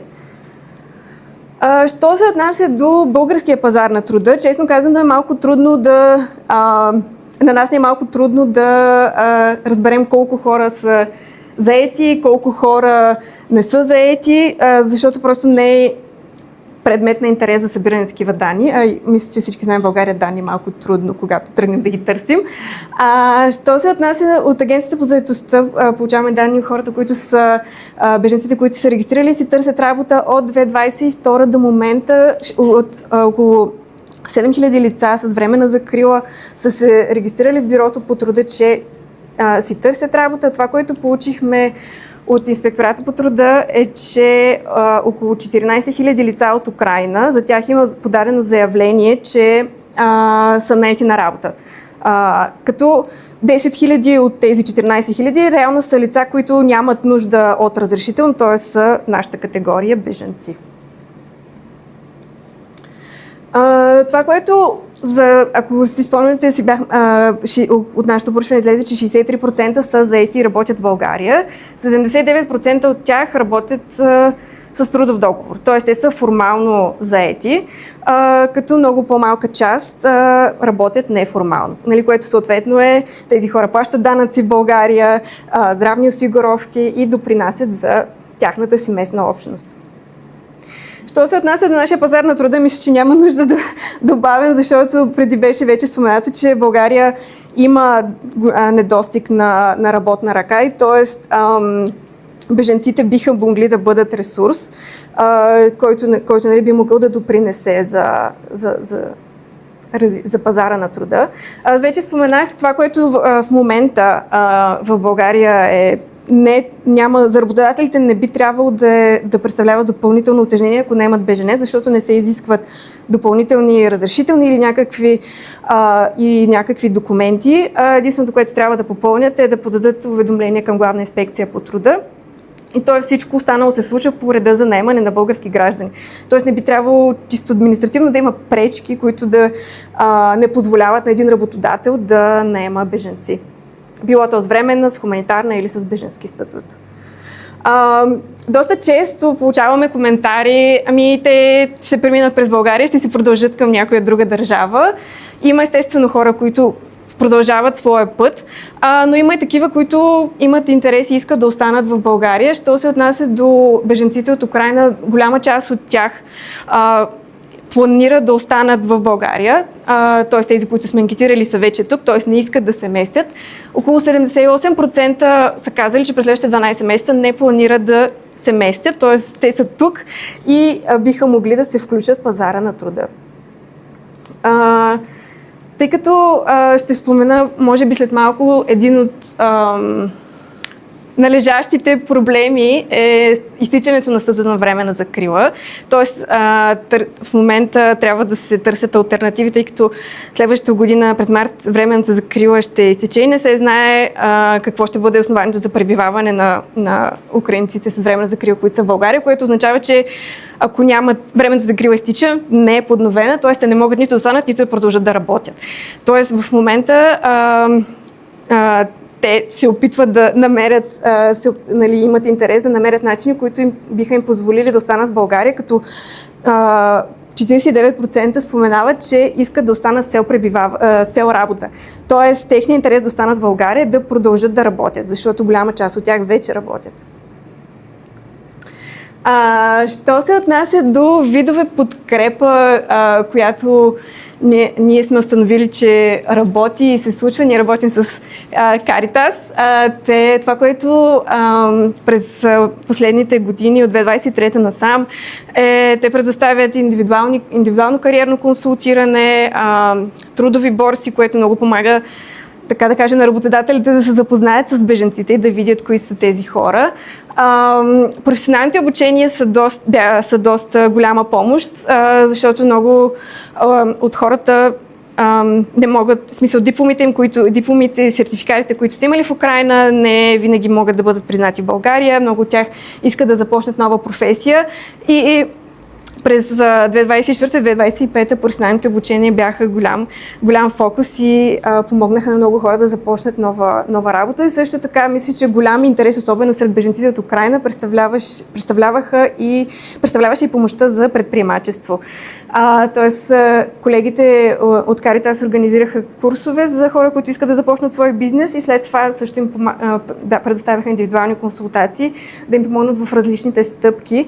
И вече има доста хора, които отвориха свои бизнеси и са на българския пазар на труда. Що се отнася до трудности, какво всъщност в момента пречи или не позволява на някои хора да започнат работа, е недостатъчно да владее на местния език, което може би не е изненада за никого. Така че това е основната причина, последвано от не мога да намеря работа с достойно възнаграждение. Мисля, че вече говорихме за достойно възнаграждение, достойна работа няколко пъти. Така че български език е основната пречка. Също така, както и в първата презентация се спомена, образованието, честно казано, също в регионалното проучване излезе, че степента на образованието няма кой знае колко голяма разлика в работата и дохода, които тези хора биха получавали, но езикът е основен фактор. Що се отнася до приоритетни нужди, самите хора се посочват, че основната им нужда от подкрепа е подкрепа за заетост. Тоест 17% са посочили, че имат нужда от подкрепа, за да си намерят работа. Що се отнася, както вече споменахме, само да накратко, както споменах, статутът в момента, изтичането на временната закрила е едно от основните предизвикателства, които са пред бежанците от Украйна, защото ако не могат да останат нито в страната, нито могат да продължат работа, а в момента няма алтернатива, нито на европейско ниво, нито на местно. В някои държави, като Словакия и в Полша, те са решили този проблем и имат друг вид основание на пребиваване, което се основава на временната закрила. Т.е. ако някой има временна закрила, е бил определен период в Словакия и може да остане, но в България такова нещо няма към този момент. Т.е. след март, в момента не знаем какво ще се случи. Що се отнася до структурни бариери, езиковите бариери, както видяхте, езикът е основната пречка, като основната пречка всъщност е липсата на интеграционна програма, мисля, че всички знаем, но и липсата на структурни усилия и насочени усилия, които всъщност да имат за цел да вкарат тези хора на пазара на труда. Тоест има това, което хората получават като помощ, кариерно консултиране, езикови курсове, всичко е базирано на неправителствения сектор и зависи от бюджет и проект. Има бюджет 3 месеца, след това няма следващите 3, което означава, че примерно хората след 3 месеца, които искат, т.е. в България, получат си статута, искат да почнат да учат език, няма, защото проектът свърши. Това е, т.е. няма системен подход и системни решения. Всеки беженец трябва да всъщност се оправя кой както може. Реално това е положението. Същото важи за настаняване. Хуманитарната програма естествено е от голяма помощ за беженците от Украйна. Тя е достъпна само за беженци от Украйна, т.е. хората с международна закрила не могат да се ползват от тази програма. И към момента тя е насочена към най-уязвимите, т.е. възрастни хора, майки с деца, което означава, че всички останали нямат подкрепа за настаняване и трябва сами да излязат на частен наем. Ако нямат работа, трябва някакси да се оправят. Успех, точно така. В момента МОМ имат проект, който помага с помощ за квартира и така, но пак всичко е на проектна основа. Достъп до финансови услуги мисля, че е най-болезненият проблем, защото много хора, това по-скоро за много от бежанците, не винаги им отварят банкова сметка. По закон те имат право, бежанците в България имат право на банкова сметка, но ако зависи от служителя, зависи от клона, зависи от банката, ще ви отворят сметка или не. Бежанците от Украйна не могат да си отворят сметка с картата за временна закрила, защото тя не е документ, ако имат международен паспорт. Ако някой от тях няма международен паспорт, няма да стане. Същото важи, за бежанците с хуманитарен и международна закрила. За тях също е много трудно. Честно казано, всичко започва от субективната оценка на служителя, който обслужва човека, но което пак ни води до липсата на системно решение за всички. Това в момента са едни от най-належащите проблеми, които всъщност без банкова сметка човек не може да започне работа или трябва да работи неформално. Така че един вид се увеличава, в смисъл, те трябва да започнат да работят, защото им трябва доход, но без банкова сметка работят без договор. Що се отнася до възможности, както вече споменахме, за нас това смятаме, че бежанците са нереализиран потенциал и с малко помощ, която има за цел да представи системна подкрепа. Език, настаняване, помощ с институции, признаване на дипломи. Това би помогнало тези хора по-бързо и по-ефективно да започнат всъщност работа. Координация между ключови актьори. Това мисля, че е много важно, защото някакси институциите не винаги си говорят така и много често се налага за едни и същи неща да се ходи през няколко институции, през няколко гишета, така че може би това също е нещо, което би могло да се подобри за бъдеще. И както споменах вече, събиране анализ на данни, някакси на нас, ние в момента правим едно проучване, ще ви разкажа малко по-късно за него. Когато тръгнахме да търсим данни, оказа се, че е много трудно. Никой не събира данни конкретно за бежанците и каквото е налично пак е много откъслично и на парче. А всъщност такива данни биха били полезни за съставяне на планове, програми и политики, които имат за цел да приобщят тези хора. Що се отнася до открития потенциал, вече споменахме, че България има нужда от работна ръка, бежанците са тук, те имат умения, имат и разрешително да работят, така че няма да мисля, че вече беше споменато какъв нереализиран потенциал биха били те. В проучването, което колегите направиха на регионално ниво, те създадоха модел, който изчислява, нали, всичко това е условно. Този модел не изчислил, че 10 държави, които са приемащи беженци, биха увеличили брутния си вътрешен продукт с 0,7%.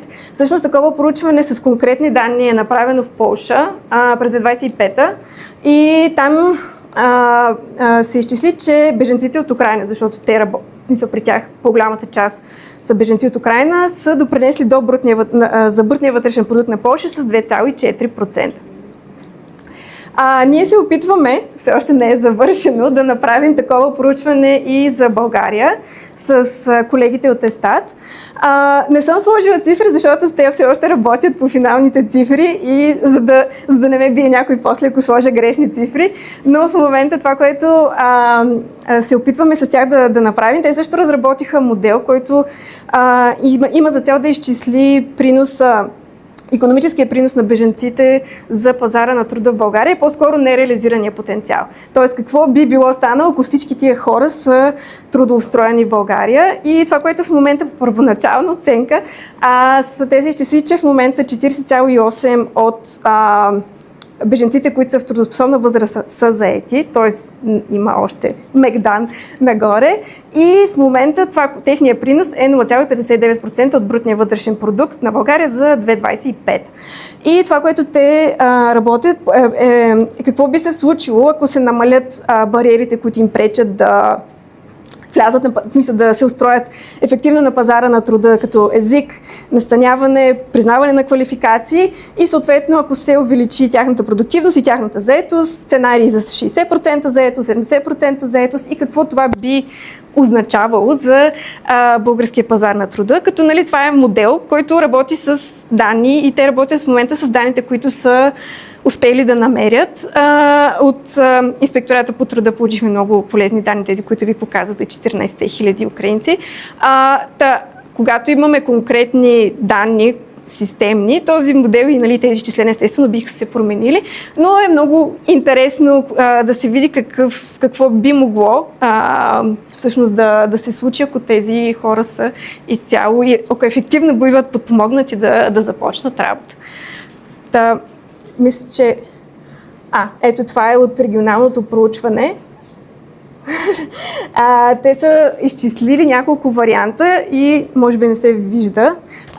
За България са изчислили, че ако се повиши съответствието между уменията на бежанците и вида заетост, защото в момента има процент несъответствие, и се повиши тяхната заетост, това би довело до 0,26% принос за брутния вътрешен продукт. Ако само се повиши заетостта, това би било 0,07 и ако само се работи за подобряване съответствието между уменията и вида заетост, това би било 0,16% би допринесло като принос към брутния вътрешен продукт. Но това нали, всичко са данни, които са базирани на модел. Общо взето идеята е да се покаже, че има какво да допринесат за българската икономика и както вече споменат, нали, полезността може да е много странна. Аз нямам към този момент какво да добавя. Ако ви имате някакви въпроси или коментари.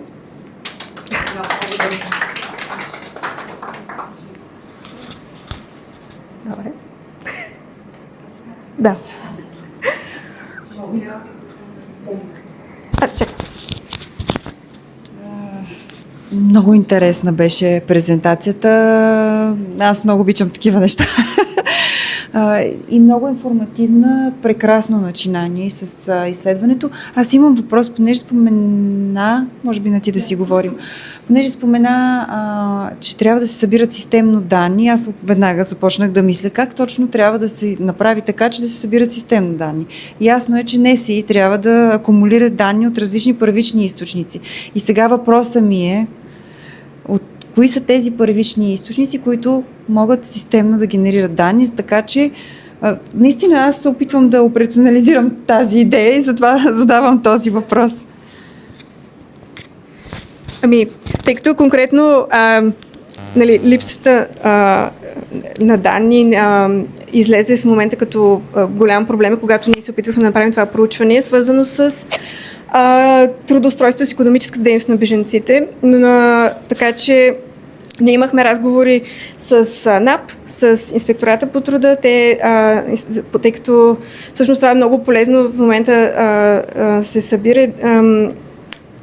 Работодателят трябва да подаде уведомление, когато наема граждани на трета страна и там се записва от коя държава е и какъв е, дали има в смисъл какво е основанието за заето, дали има нужда от разрешително или не. Това е нещо, което на нас не беше много полезно и може да даде някаква представа. Но мисля, че пак от НАП колегите казаха, че не събират конкретни данни за бежанци, защото това би било повод за дискриминация, т.е. те не се интересуват от това човек от каква държава е, което естествено си има и тяхната причина. Другото, което всъщност на нас ни е проблем от много отдавна е, че ние не знаем реално броят на бежанците с международна закрила. Тоест никой не събира които се намират в България. Имаме данни от Държавната агенция за бежанците за статут, т.е. издаден брой статути, но издаден брой статути примерно 2020 година, днес 2026 година, не знаем този човек, който е получил 2020, дали все още е тук. Така че имаме брой статути издадени, да, но брой бежанци, които са в страната, няма такива данни. Ние те първа, смисъл, чакаме да си поговорим с ГРАО, да видим дали може нещо да се измисли там, но в момента това е, смисъл, конкретно нас като агенция за бежанците, нали, това е една от най-големите ни болки, че ние реално не знаем. Временната закрила, там за хора за временна закрила получаваме данни, просто защото те трябва да се пререгистрират и за тях има такива данни. Тоест, защото те се пререгистрират всяка година. Така че, нали, коя институция, в смисъл в България точно това е, може би споменахме за координацията между институции, защото нали, всяка институция събира различни данни, в зависимост от какво им трябва. Така че не мисля, че отговор е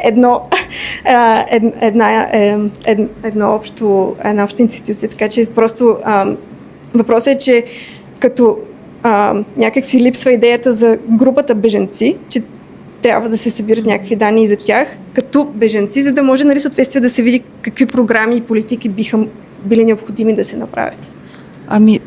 Аз отново така с разсъждения по въпроса, мисля си, че може би именно Националният статистически институт трябва да включи по принцип как би трябвало да тръгнат нещата.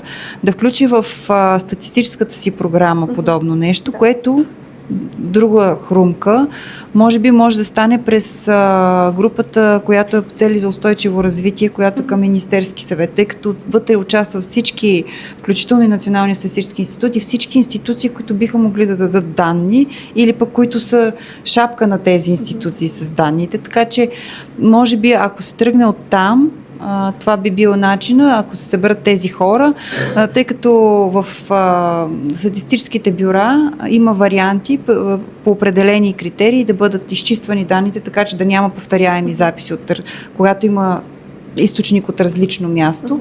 И това може да бъде измислено. Но реално трябва да бъде от някой, който с това се занимава и той.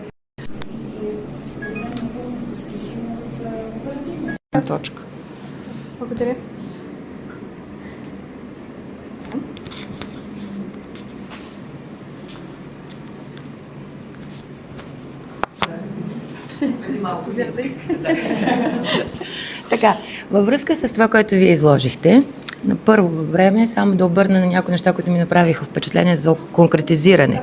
Във връзка, за конкретизиране. Значи, вие споменахте, че тъй като имат въпросните украински граждани езиков проблем, това е съществен проблем. Само, че аз винаги искам да обърнем и другата гледна точка. Защо той е вече толкова съществен проблем на украинските граждани, които 4-та година са вече в България? Нали? Логично е, ако те желаят да се интегрират, съответно този езиков проблем да бъде преодолян. Второто, според мен е сгрешения модел на изобщо на програма по отношение на защита на украинските граждани в България с тяхното първо настаняване в хотелите. Тъй като ние имаме погледа от другата страна, ние виждаме една неформална икономика на български граждани, на украински граждани с временна закрила, които естествено категорично отказват да работят на трудови договори, защото трябва да напуснат хотелите. Тоест, сгрешен модел. Трето, нали, в случая те твърдят, че искат да останат, нали, вие споменахте тук, нали, че искат. Значи сега, решението, знаете, че от вече 4-та година се удължава, въпреки че всички знаем, че временната закрила беше по директива 1+1 година, но по препоръка на съвета, съответно ние сме държавата, която може да ги нали, примерно подкрепа, сигурно още едно столетие, категорично. В този смисъл обръщам внимание и за след другото, което споменахте, че те, тъй като нямали възможност да си открият нали, смисъл на банкова сметка, били работили без трудов договор, абсолютно невярно. Значи по нашето законодателство, срещу ведомост и срещу подпис имат право да си получат трудовото възнаграждение и да работят абсолютно законно. Тоест, това бяха нещата, които аз лично видях в вашето изказване. Затова просто обръщам внимание. Да не говорим, че една част, според мен, от проблемите в случая по отношение на това, защо искат нали, да останат, в България по простата причина, че вероятно, нали, ясно е, че временната закрила в момента, в който напусне украинския граждан на страната, той губи временната закрила. Категорично така е по директивата. Това много малко хора обръщат внимание на това. Той трябва да отиде да кандидатства в друга държава, където вече условията не са същите. Съответно, в този период, нали, да не говорим, че след 5 години те имат право на тази уседналост, ако не бяха се ходили само нали, да си почиват по морето, защото също има и много хора, които наистина да ги виждаме, че са в реалния пазар. Да, но има и една голяма категория, която продължава да си живее на морето. И да си събира нали, един възрастен, съответно цялата фамилия се събира и си почиваме лятото. Тоест, да погледнем от всички гледни точки, какви са причините заради това, което вие казахте, че толкова е нисък, нали, съответно, продукта, който те биха могли да дадат. Процесите са комплексни, като поне за мен е сбъркано изначално нашата подкрепа. Нали, отдавна тези хора трябваше да бъдат интегрирани по друг начин. По отношение нали, на това, вече това е проблем наистина за признаването на квалификацията. Това е вече нещо, за което категорично съм съгласна, че би трябвало да бъде, но това не е в нашата компетентност. И отделно и другото нещо, за което също се опитам да ви обърна внимание. Нали, те нямат разрешително да работят, казахте. Нали? Нямат т.е. имат разрешително. Не, напротив, това искам да ви коригирам. Те нямат нужда от разрешително. Аз това казах. Не, казахте... Да, те нямат разрешително. Просто коригирам ви, че изобщо нямат нужда. Нали, може би заедно, разбрахме се, да. В този смисъл, защото реално, наистина те са с много приравнени права. И че аз виждам, че вие правите нали, анализи за останалите други категории. Там в тази посока мога само нали, единствено пък това, което нали, от нашата практика в момента забелязваме, което също е проблем, пък вече нали, институционален. Периодично се преразглеждат статутите на граждани, които са получили примерно хуманитарен или бежански статут по закона там на МВР и така нататък. И съответно този статут може да бъде отнет. И се отнема. Да, казвам сирийски граждани, за тъй като са отпаднали вече основанията, съответно се отнема. И съответно, нали? Отнема се? Не се отнема. Напротив, извинявайте. Добре. Не, напротив, не сте запознат, защото не сте в... Аз искам да смея да твърдя, че знам за какво говоря, защото получаваме писмо от миграция, че имаме лице с отнет статут. Това е защото е бил в чужбина и там не е обновил документи. Не е точно така, не спорете. Не е вярно. Отнете поради отнети основания за пребиваване и за статут, защото вече се е преценило, извиняйте, но специално сме запитали, отправили причините за отпадането и сме получили отговор и дали е уведомен. Отпадането е, че той не си е подновил документите на време и заради това се така, вие така твърдите. Да, аз твърдя, че Ами вие хубаво сте ги обсъждали с адвокати. Аз имам отговор от миграция, в който ми е дадено основанието, че тъй като обстановката вече не е такава и съм отпаднали основанията да пребивава с хуманитарен статут. Няма да спориме, господине, няма да спориме, няма да спориме, защото... Това прочетете го отново, защото тия неща са важни. Да, и тъй като са много важни, просто аз говоря с факти, вие също сте водили други разговори. Факт е, че така или иначе статутът е отнет на това основание и съответно лицата явно биват уведомявани, но не биват уведомявани работодателите. Което също е друг проблем, в който де-факто се оказва, че никой няма. Оказва се, че Агенцията за бежанците няма задължение да уведомява работодателите и така се измъква. Съответно, миграция също няма задължение да уведомява работодателите, но за това пък ние получаваме писма да отидем да глобиме работодателя, защото лицето е незаконно пребиваващо вече. Нали смисъл като в практиката? Но... От миграция, разбира се. Значи някой уведомява работодателите. Как уведомява работодателя? От миграция. След като вас ви уведомява. Вие май наистина... Значи, аз малко... нали нямам нищо против, обаче вие смятате, че работодателите, миграция и ние, нали общо взето сме едно цяло. Ангажимент на всеки човек е след като получи документи или му се отказват документи да уведоми хората, които са около него. Така. Но... Да, благодаря. Но отнемането на статут не става по този начин. Това е грешка на човека, конкретна грешка на човека. Той просто не си е подновил документите на време. И поради това миграция отнемат. Прочетете си го отново, да, но това са документите. Твърдите, че работодателят е бил уведомен? Ами уведомен е през вас. А това, че лицето не е уведомил работодателя, това е негов ангажимент, не е ангажимент на ДАП, на миграция, на районните, за да уведомят работодателя. На инспекцията да отиде да през вас уведомяват. Задължение на лицето да уведоми работодателя. Да, тук е вярно, че да лицето негово задължение, но в същото време задължение и на някои от институциите, след това лице се издира да го експулсират. Нали така? Това са първата отнемане на правото, след което съответно извеждане от страната. Това е по закона за чужденците. Да, това е по закона за чужденците, който е различен по закона за бежанците и убежищата. Нали, това са два различни закона, които не трябва да ги смесваме. Съгласна. Да. Но пак за това ще ви представя лично на вас. Добре, ще се радвам. Добре. Да, не знам. На вас. Някой желая ли да влезе в... Аз казах, че ще избухнете след тази презентация. Да. Аз съм Милена Караканова от Каритас София. Ние сме екип, който работи директно на терен с бежанците и с работодателите. Кариерен център, който всъщност се грижи за заетостта на бежанците, независимо дали с хуманитарство, дали с временна закрила. Може би само да се върна към презентацията на Силвето. Това с банковите сметки вече не е чак толкова тежко и трудно, защото се случва. Когато човек работи, когато човек има трудов договор, вече не е трудно да си направиш банкова сметка. Разбира се, имаш нужда от съдействие на някоя организация, дали ще е Каритас, дали ще е БЧК, но това вече не е толкова трудно.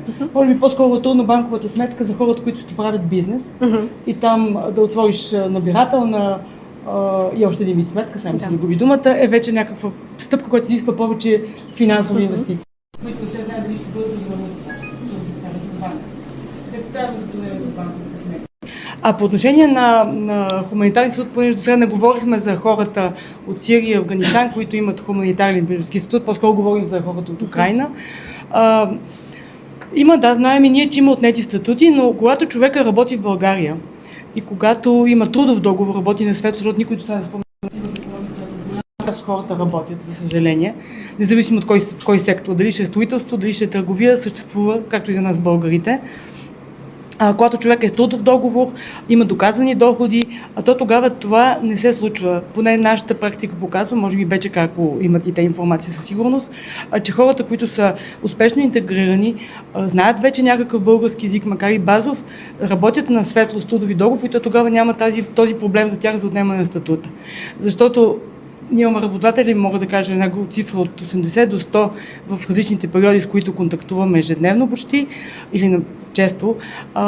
Те са заинтересовани от тези хора и те искат да ги задържат на работа, искат дори в момента голяма част от тях са в тази дилема дали да преминат от временна закрила към единно разрешително за работа и пребиваване, дали има възможности за сирийските граждани тази опция, Афганистан или Бангладеш, защото хората имат нужда от тези работници, особено когато те устойчиво работят при тях. Мисля, че в устраиване процеса, когато видиш отговорен човек, работещ и с желание за наистина някаква добавена стойност към нашата икономика, беженец, то от друга страна работодателят веднага отговаря и наистина задържа човека и е готов да направи много стъпки, дори които са извън неговите ангажименти като работодател. Така че трябва да е двустранен процес. Винаги това, ако беженец иска да работи, то винаги би успял.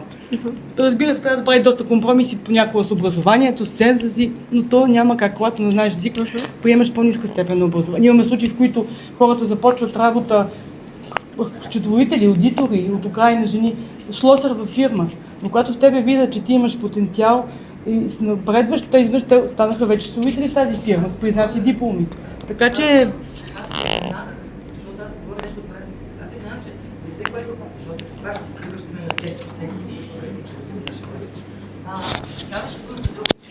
имаме наистина ситуации, в които, защото винаги отправяме запитване за причините. Имаме кой е нарушил шенгенско пространство, кой не знам. Аз ви казвам за конкретен случай, за лице, което 14 години живее в България, което се е интегрирало, което работи на трудов договор, което научаваме от неговия работодател, че той е абсолютно стриктен и е бил винаги стриктен. И му е отнет статута поради отпадане на основанията. Точка. Което мен също доста ни шокира. Аз затова и казах, че тя практиката е толкова бързо да се променят нещата. Затова, наистина, иначе в това, което казвате... Той е с ЕГН и пак, но е пак с хуманитарен статут с ЕГН. Пак е с ЕГН. Така, аз просто ви казвам фактите, нищо повече не мога да коментирам, защото е минало през мен. И съм задала въпроси за всички институции. Личния избор, може би, на човека да не за гражданство. Ако ще 67 хиляди украинци, колко от тях работят? Това, което получихме от инспекция по труда, е, че има 14 000 уведомления за наемане на украински граждани. Но това пак не е обективно. Но това не е обективно, Един украинец може да сменил 5 работни места и съответно той 5 пъти на 5 работодателя подават заявление за едно и също лице. Да. А там действително, ако дали де-факто, тъй като вече все пак може би, честно казвам, този регистър, не знам, оперира го нашата дирекция, вероятно има възможност да се извлекат данни, дали става дума за едно лице, тоест, но просто такава статистика не е правена. Това са лица, броя на уведомленията беше различен. Става дума, че може да се извлекат, може би, вероятно, не съм убедена. Примерно, ако ви Игор, да речем с второ име, някакво украинско, примерно 5 пъти се появява и се явява едно лице. 5 заявления, едно лице. Но, честно казано, не съм убедена дали системата може да генерира такива неща. Не съм запозната. На нас ни подадоха 2 цифри. Едната е уведомление, едната е лица, нали? Това е, което... Да, това е. 63% от тях имат доходи от България. Да. 63% от хората, които работят в трудоспособна възраст. Тоест, и 63% са от нашето проучване. Тоест, не са, цифрите са различни. Които работят, 63% имат доходи в България. Не, 63% не са от тези 14 000. 63% са от нашето проучване, което не обхваща тези 14 000. Ние интервюрахме около 1000 и няколко. И това е, т.е. той е извадка. Ние не сме интервюрали всичките 14 000, за да мога да кажа, че 63% са от тях, не са от тях. Ситуацията е много различна за времето закрила. Хората в София, хората в Бургас и Варна региона. Няма нищо общо като икономически статус на бежанците, като възможности, т.е. образователен статус. Много е различно в София и извън София ситуацията. И само да кажа, там идва тази разлика според мен и заетостта в Бургас е по-ниска Просто хората могат да си позволят. Но програмите свършиха. Тук програмите вече не трябва да ги намесваме според мен като някаква пречка. Да. Ситуации, в които категорично, защото има и обратната страна пак. Нали, примерно отива се, инспекцията отива естествено по морето, нали, основно, и там примерно най-директно се казва, те категорично отказват да дават сведения, категорично отказват да се представят, да се легитимират. Съответно се обръщат и с доста, нали, кои сте вие, какви сте, нали, т.е. те не знаят нашето законодателство, но това не им пречи, тъй като знаят, че са с неформални, са без трудови договори, защото това го изискват, за да могат да останат в хотелите, така че затова там ще е супер ниска. Нали, просто нека да не си кривиме нещата и да не сме наясно как стоят случаите. Може би конкретно, само да кажа, за 14 000 са за 2025 година, т.е. от януари до декември. Не са за предни да работят, т.е. не е посочено изрично, че не могат, което означава, че не им пречи, могат да си трябва да напуснат след това. Това беше предишно. Така ли? И след това вече сме приключили. Добре, това е много важно. Само тези, нали, казвам как беше в процеса като цяло. Естествено, че се взеха мерки. Така е, тук съм съгласна. Но в смисъл, нали, честно казано, проблема беше, че не, че хората сега, нали, това, тази което ние получаваме като обратна връзка. Да, тази година ще е по-голяма, няма страшно. Така да го кажа. Предишната хуманитарна програма изискваше 1 месец, след като човек е започнал работа. Точно. 1 месец е изключително недостатъчен за човек да може да излезе на свободен наем, ако преди това не е имал никакъв доход. В смисъл, това са обратната връзка, която ние получавахме от бежанците. Ние нали? това го знаем, така е, нали, със сигурност, общо взето това е валидно и за българските граждани. Така че, общо взето, сигурно всички български граждани не са на свободен наем. Нали? Особено младите. Но няма значение, да. Тази година новата ви статистика ще има повече заетост на морето. Айде така да го кажем.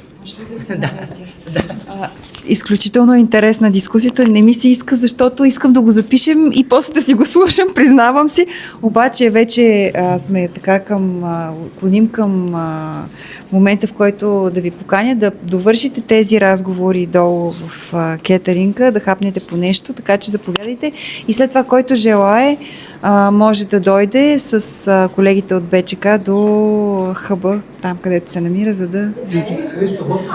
Съвсем наблизо е, така че ще ни заведат като деца от детската градина с мантички.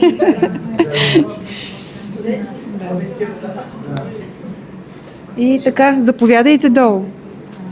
И благодаря ви на всички. Сега ще продължим вече в по-неформална обстановка, но благодаря на всички, че дойдохте днес. В края на тази година предстои конференция. Аз и набелязах от тук присъстващите хора, които биха могли да бъдат с презентации, така че ще ви контактна всеки от вас, да знаете. Според мен се получава интересна дискусия и трябва да се събираме по-често. Виждам интеракцията, така че радвам се, че дойдох.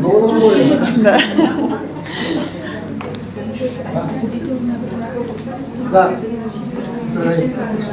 Чакай.